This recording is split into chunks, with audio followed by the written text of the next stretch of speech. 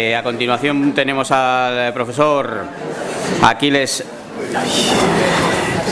Hernández Soto, que es el director del Centro de Ergonomía Aplicada, CENEA, en Barcelona. Es doctor cum laude en ergonomía, máster en prevención de riesgos laborales. Ha trabajado en algunos sectores donde los trastornos musculoesqueléticos suponen un problema principal. Ha trabajado en modelos de preevaluación de riesgos ergonómicos de origen musculoesquelético, en el sector hostelero, en el sector de automoción, y hoy viene aquí a explicarnos brevemente un par de proyectos que Osalan puso en marcha hace muchos años, cuya dirección técnica llevó precisamente CENEA y llevó Aquiles, Ergosaintza y Lambidergo, y nos va a explicar un poco cuál es la situación, lo que se ha hecho y lo que se va a hacer. Muchas gracias, Aquiles. Bien, buenos días, casi ya buenas tardes. Ahora viene el alivio, dejamos el italiano un momento de lado. En primer lugar, agradeceros vuestro interés por participar en estas jornadas y abordar esta temática. Y en segundo lugar, agradecer a la dirección de Osalan que retomemos estos proyectos y sobre todo comentaros que todo el material que yo voy a mostrar y que voy a resumir estará próximamente colgado en la web de Osalan.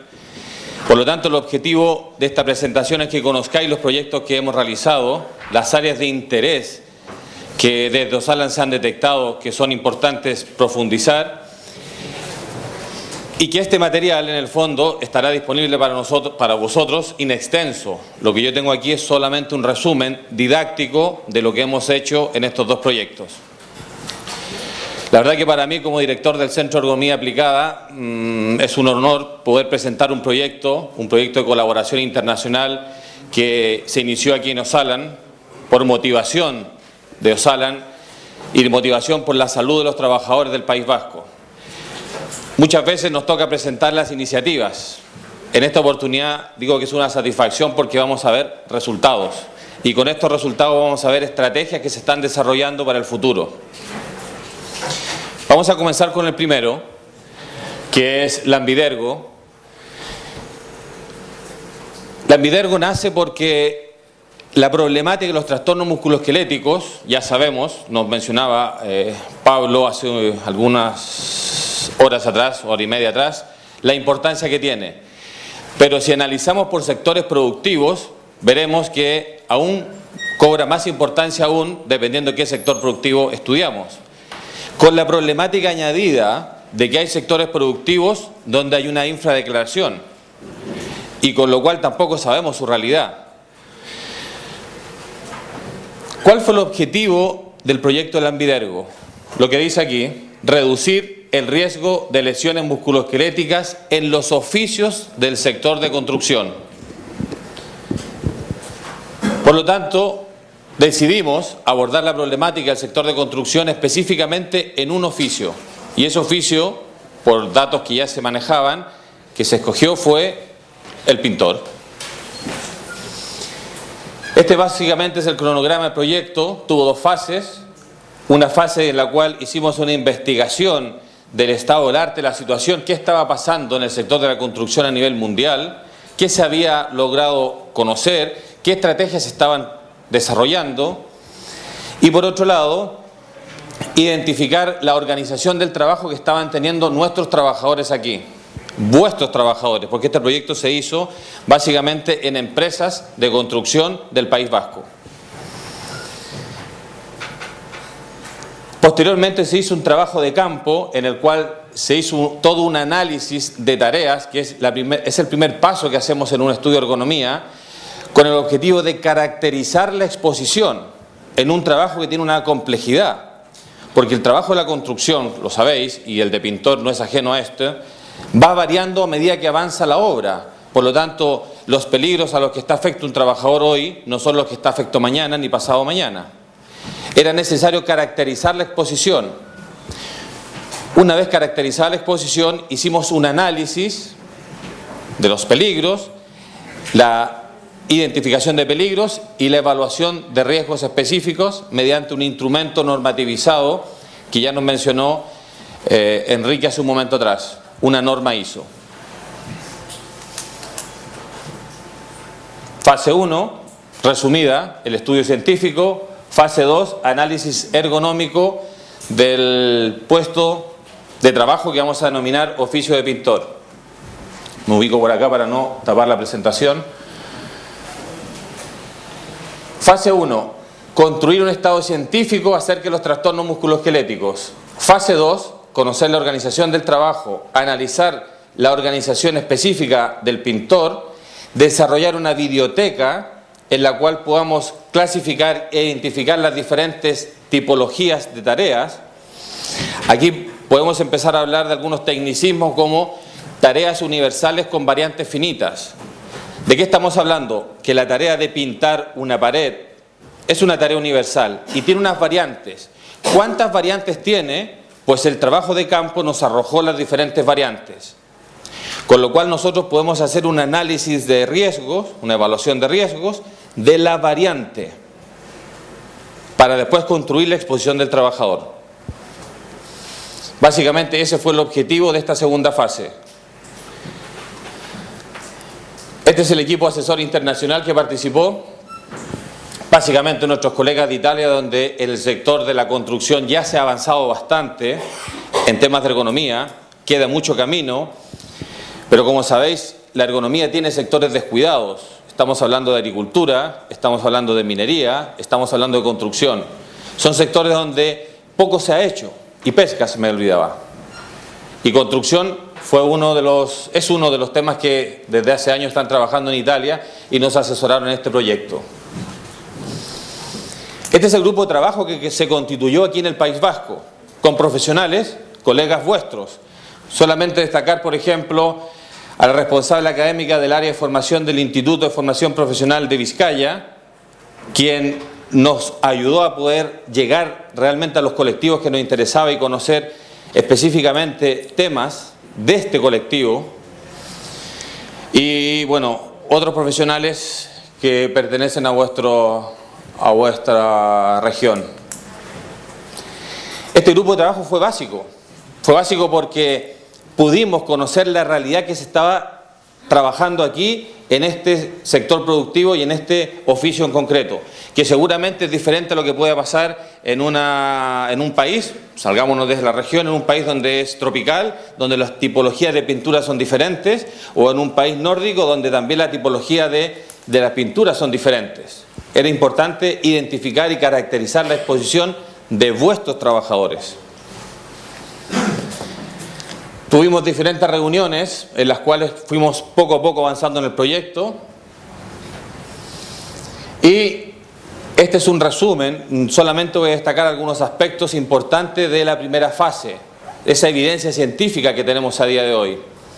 Básicamente se hizo una búsqueda sensible y exhaustiva, llegamos a 25.000 artículos y bajo diferentes criterios de selección al final 68 artículos técnicos nos proporcionaron información científico-técnica que fue muy útil para el desarrollo del proyecto. Un momento, cojo un poco de agua.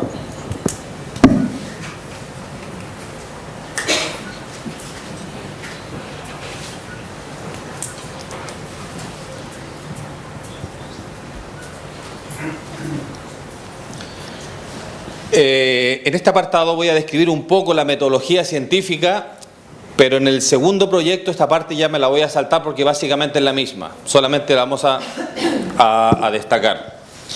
A partir de esta búsqueda sensible y exhaustiva, decíamos, llegamos a 68 artículos técnicos relacionados específicamente con el sector de la construcción, el oficio de pintor. Algunos datos interesantes. Desde una visión netamente ergonómica, el sector de la construcción es significativamente difícil de analizar. ¿Por qué es difícil de analizar? Por lo que comentamos anteriormente. El lugar de trabajo está cambiando todos los días. Los peligros de hoy no son los peligros de mañana. La fuerza de trabajo es altamente itinerante.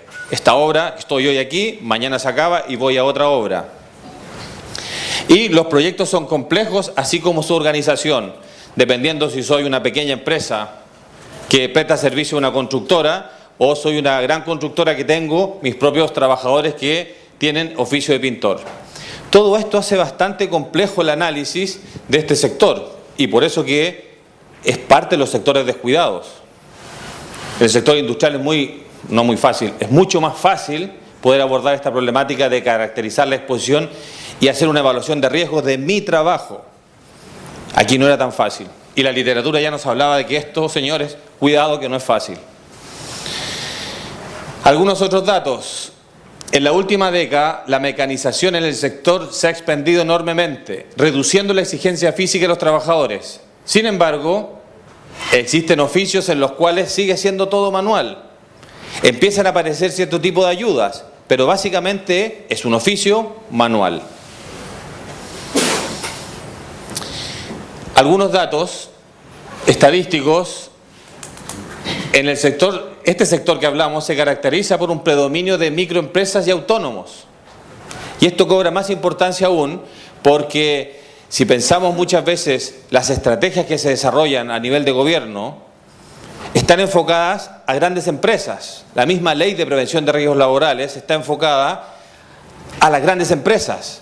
Pero en este país mayoritariamente tenemos en todos los sectores productivos pequeñas y medianas empresas. Entonces es un desafío adicional poder abordar esta problemática para estos colectivos tan pequeños.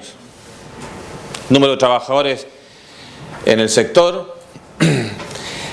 Oficio pintor, pues ya empiezan a reportar patologías, tanto en codo como en muñeca. Todos los oficios de la construcción empiezan a declarar patologías.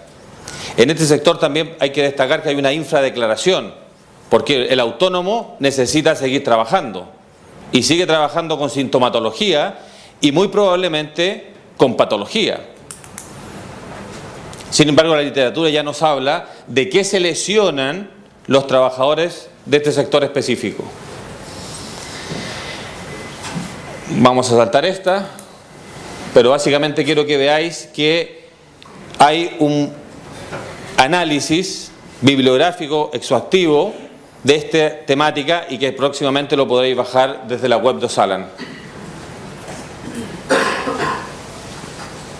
En un estudio realizado por el Servicio de Salud Ocupacional de las aseguradoras de accidentes de construcción en Alemania, ya sabéis que en Alemania, desde mi punto de vista, está mejor organizado porque las mutuas son sectoriales y por lo tanto, si yo tengo una empresa de construcción, voy directamente a esa mutua, no tengo opción de ir a otra mutua y por lo tanto, entre otras ventajas, los datos que tengo son muy interesantes.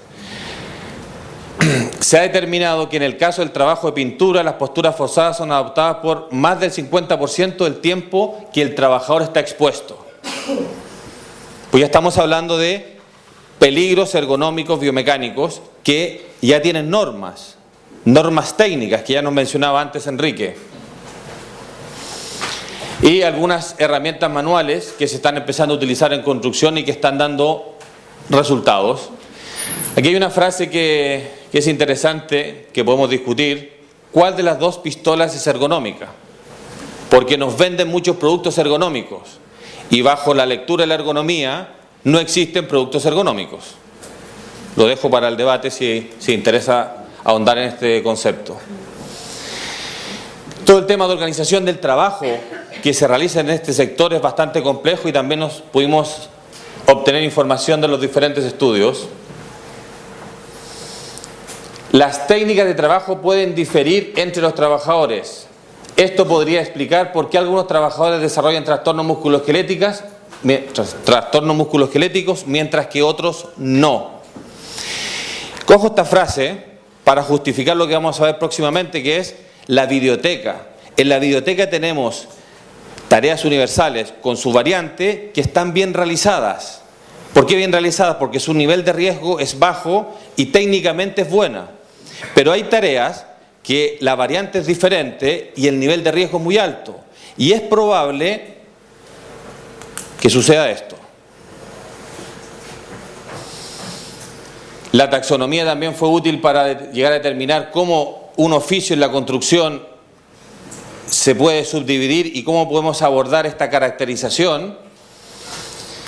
Un dato interesante fue: las tareas son determinadas de manera que no existe superposición de las mismas entre los oficios.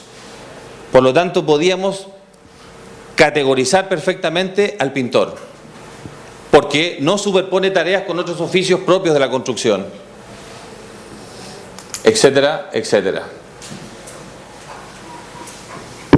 No ahondo en esto porque ya comenté anteriormente que el objetivo es que tengáis una visión de lo que se logró concluir en la primera fase.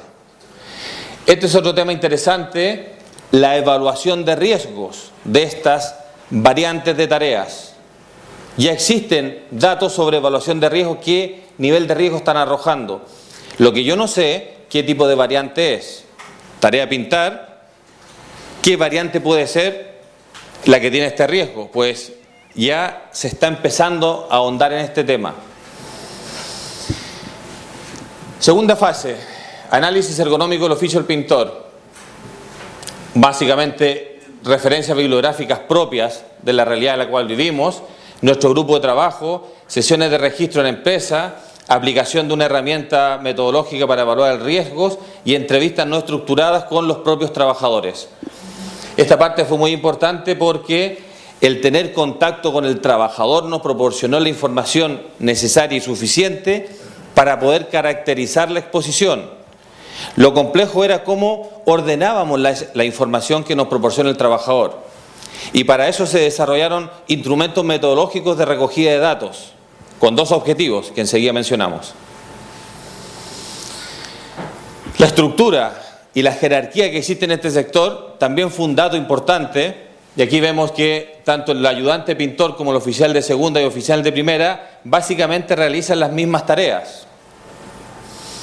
Y hay todo un tema de formación detrás de esto. Hay una categoría profesional en el sector.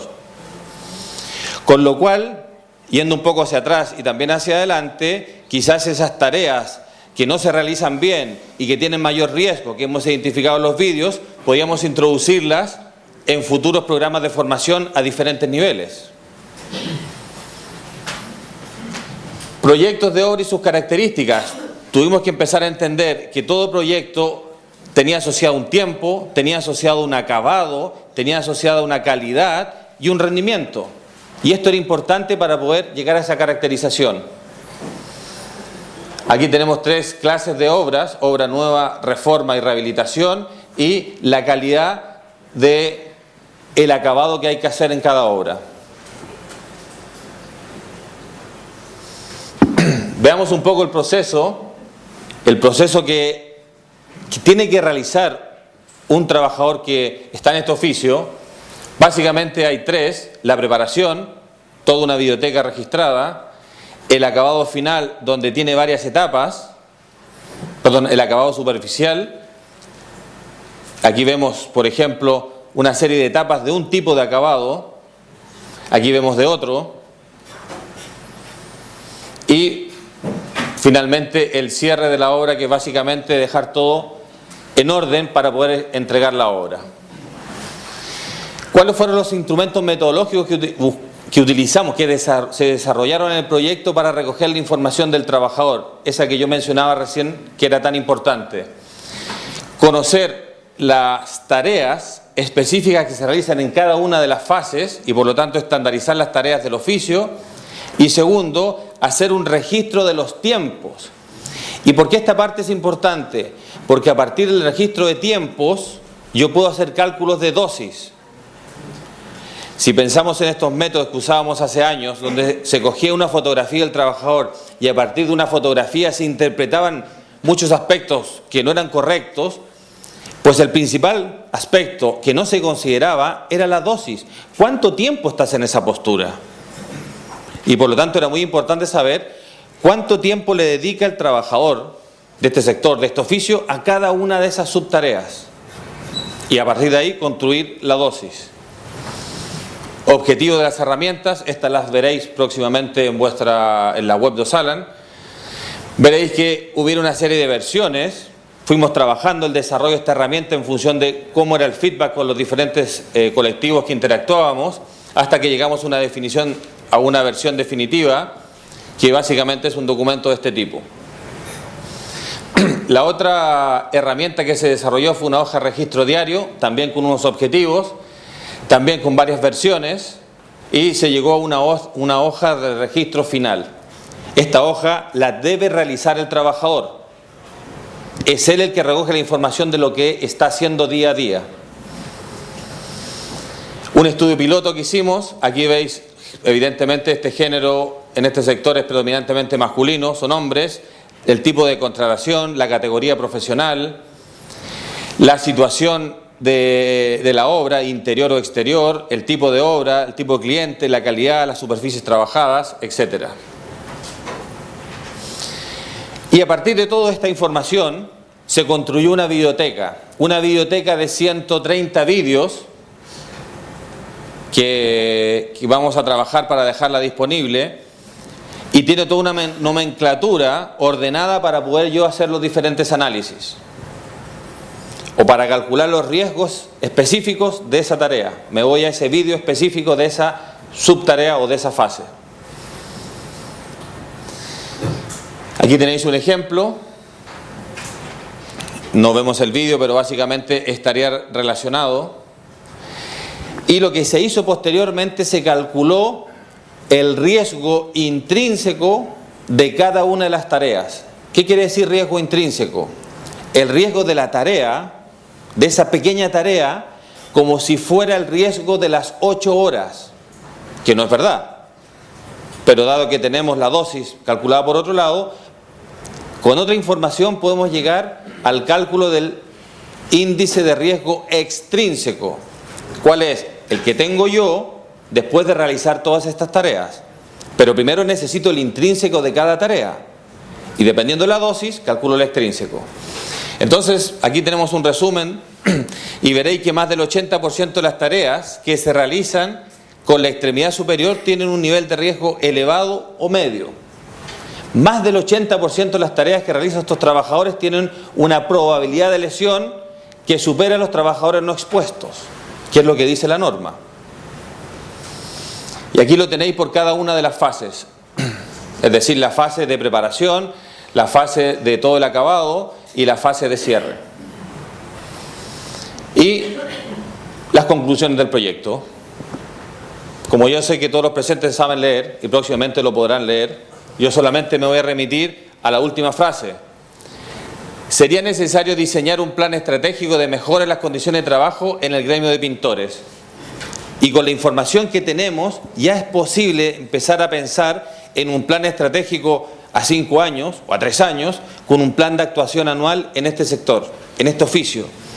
Y muy posiblemente esta metodología de investigación podría ser replicable a otros oficios, que es el desafío que viene. Ahora cambio de proyecto.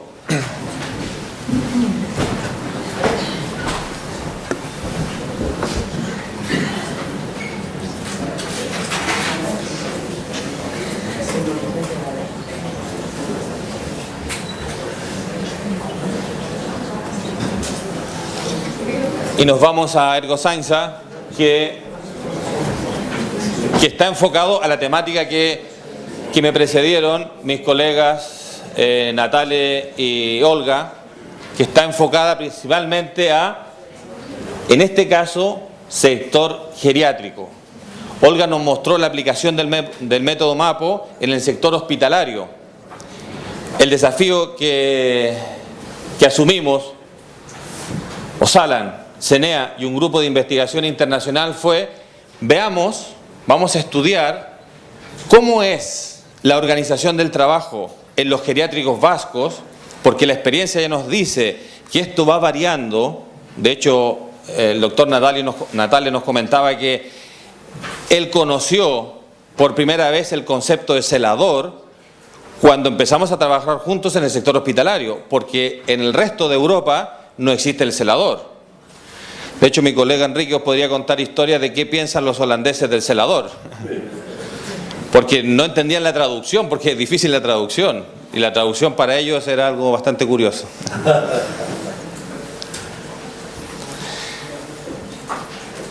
¿Cuál es el objetivo del proyecto? Reducir el riesgo de trastornos lumbares en trabajadores de centros residenciales. Este es un proyecto que tenía 2 años de trabajo. Vamos a mostrar lo que se realizó el primer año y posterior a mi intervención van a intervenir otras personas que os comentarán los desafíos que se están asumiendo desde la dirección de Osalan para los próximos años. Esto no voy a entrar en detalle porque no tiene sentido, pero sí esta parte donde nuevamente hacemos un análisis bibliográfico, qué es lo que ha evidenciado la ciencia a día de hoy en esta materia, y sobre todo las metodologías que se estaban utilizando para hacer las evaluaciones de riesgo, algunas de forma correcta y otras de forma incorrecta, tal como nos presentaba Natale. Aquí en España hemos pecado utilizando instrumentos metodológicos que tenían un objetivo para otro objetivo. ¿Y por qué hemos pecado? Porque nos gusta googlear, nos bajamos las metodologías y pensamos que a partir de ahí somos capaces de hacer evaluaciones de riesgo. Pues sería para mí tan absurdo como que un arquitecto decida bajarse los planos de un puente y construir otro puente. Pues me parece bastante absurdo no ir a la fuente e informarse en la fuente para qué son esos instrumentos metodológicos. Y esos son parte de los errores que hemos cometido. Y ese fue el desafío. Vamos a conocer en detalle las diferentes herramientas metodológicas para evaluación de riesgos y, dada la segunda parte, que era conocer la realidad de los centros geriátricos del País Vasco, ver cómo podíamos, a partir de la metodología que escogiéramos, implementar una que fuera útil para la realidad que tenéis aquí. Y posteriormente fue adaptar una de las metodologías que evidentemente, dada la evidencia científica, la que se cogió fue la metodología MAPO por la globalidad de la evaluación de riesgos. Y más que por la globalidad, desde mi punto de vista, yo creo que es la herramienta de gestión, porque a partir de ese análisis metodológico de todos los factores de riesgo, yo puedo desarrollar todo un plan de intervención. Por lo tanto, yo quiero hablar más de instrumento de gestión, que no como herramienta de evaluación de riesgos. Y quizás esto apunta a la pregunta que hacía la compañera hace un momento atrás, sobre las empresas lo que deben hacer. Si yo conozco bien cuáles son los factores de riesgo y trabajo de forma interdisciplinar con la empresa, podemos desarrollar juntos el plan de acciones preventivas. Lo que yo no puedo hacer, dado que yo no soy no pertenezco a la empresa, pero sí pertenezco a la parte técnica de ergonomía, es desarrollar una intervención sin tu ayuda, empresa.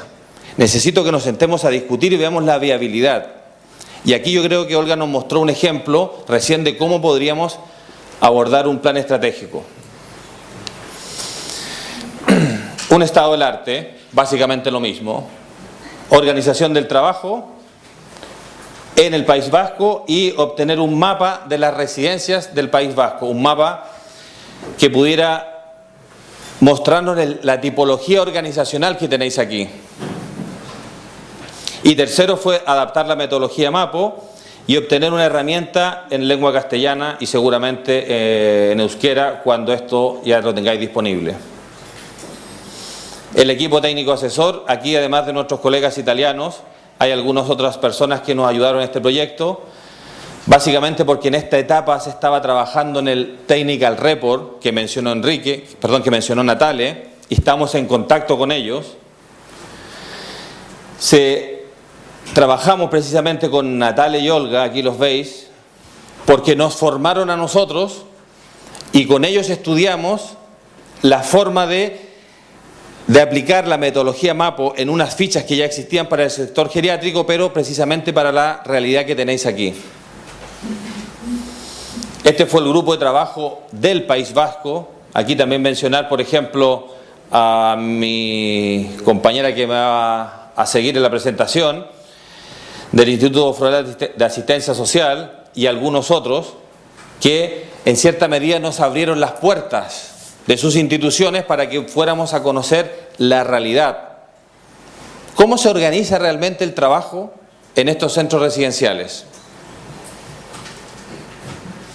Reuniones de trabajo diversas, análisis bibliográfico, esta parte ya os comenté que va a estar toda disponible, la metodología es la misma. Yo me voy a detener alguna transparencia que tiene alguna frase interesante. Enfermeras y auxiliares de enfermería se encuentran en las ocupaciones con más altos niveles de riesgo. El personal de enfermería aparece como una de las 10 ocupaciones con más prevalencia de trastornos musculoesqueléticos relacionados con el trabajo en Estados Unidos. Y así vamos encontrando más y más datos sobre la importancia que tienen los estudios en el sector sociosanitario. Esta parte ya la vimos porque Olga nos presentó la metodología, pero cuando nosotros hicimos el estudio del arte, fuimos a buscar esta información. ¿Qué relación tiene la tipología de pacientes con la prevalencia o la incidencia del trastorno lumbar en este sector? ¿Qué relación tiene el ratio de trabajadores que tienen que atender a N pacientes? Y quizás ese ratio con la tipología de pacientes. Es decir, un trabajador para 10 pacientes que son parcialmente colaboradores o un trabajador para 10 pacientes que son completamente no colaboradores. Es muy diferente. Y así sucesivamente cada uno de los factores de riesgo que la literatura presenta con relación causal y la patología musculoesquelética. La carga asistencial, ya la mencionó un poco Olga, es el número de trabajadores que tienen que realizar movilizaciones en cada uno de los turnos. También mencionado la tipología de pacientes y su grado de autonomía, aspectos estructurales del entorno. A mí me agradó mucho saber, porque yo personalmente visité muchos centros vuestros, que a pesar de que quizás por fuera parezcan edificios antiguos, por dentro hay una muy buena distribución de los entornos de trabajo, cosa que no habíamos visto en otras comunidades autonómicas. Por lo tanto, aquí ha habido una preocupación que no viene de ahora, viene de antaño en esta materia. Y quizás la preocupación ahora tendría que asumir a los arquitectos cuando tenemos un centro asistencial y vamos a crecer, porque estamos teniendo cada día más demanda. Vamos a desarrollar una nueva instalación o vamos a desarrollar una nueva instalación, no vamos a ampliar. Pues los criterios técnicos ya existen. Equipos de ayuda. Nuevamente insistir en algo que ya mencionó Olga. Claro, no basta tenerlos, que muchas veces se tienen, hay que saber usarlos. Y también hay que saber qué comprar, porque hay equipos de ayuda que favorecen el trabajo y equipos de ayuda que no favorecen el trabajo. Y aquí tenemos dos personas implicadas, el trabajador y el paciente. Por lo tanto, el equipo de ayuda tendría que estar bien pensado para los dos usuarios. Y lamentablemente todo lo que está en el mercado no cumple esos dos objetivos.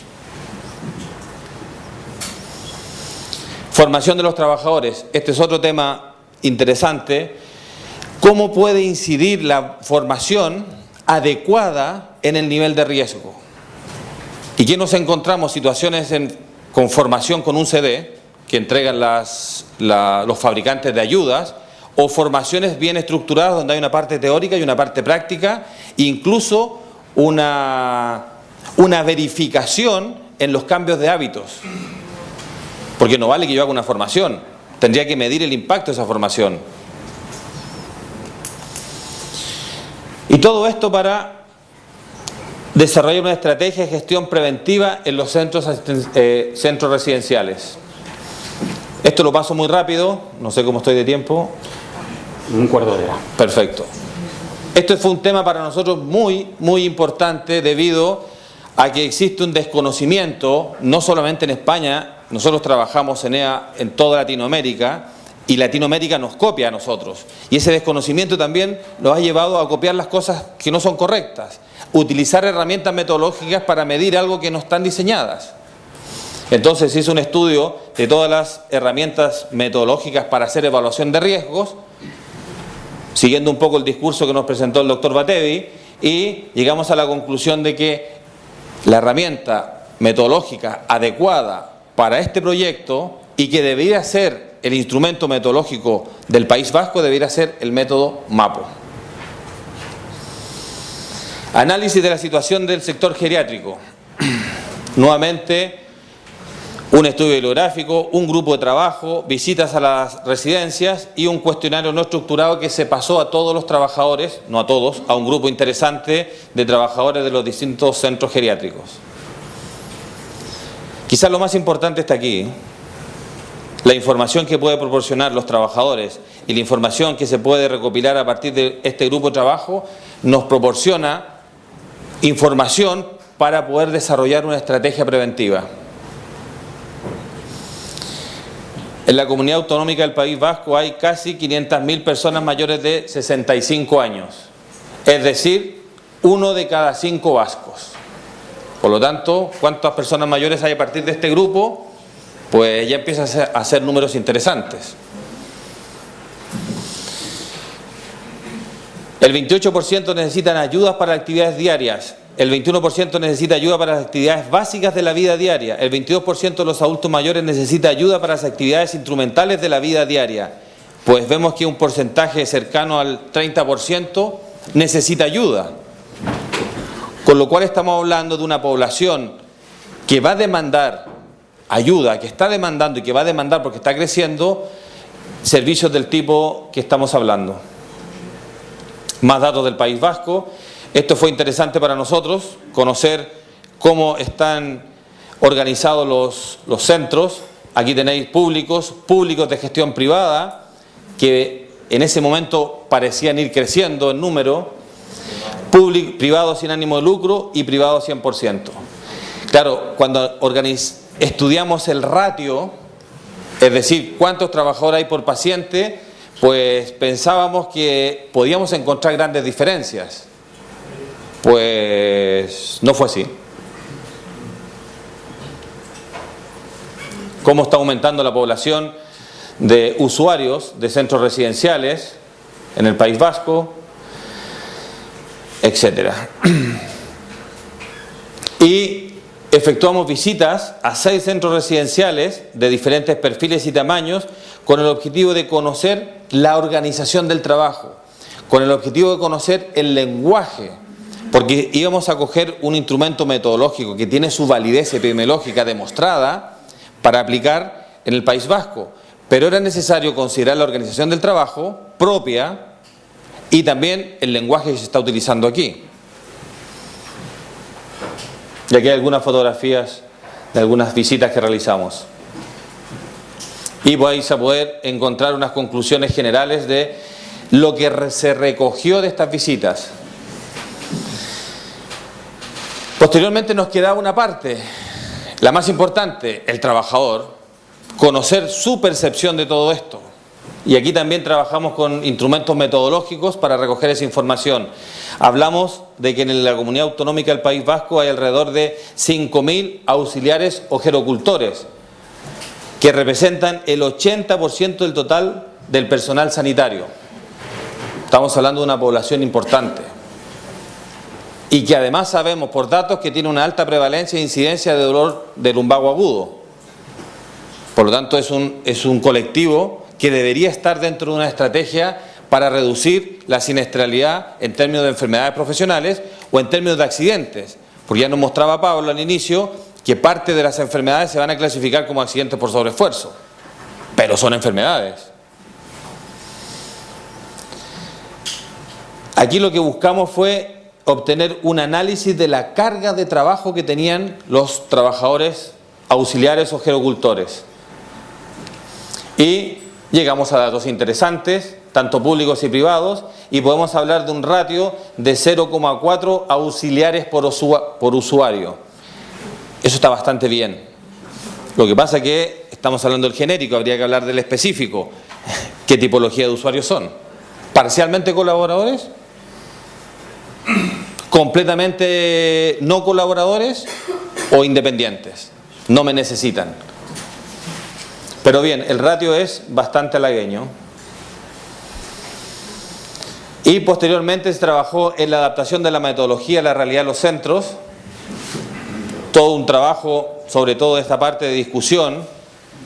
Las reuniones que tuvimos, de las cuales hay personas presentes, apuntaban mucho a esto.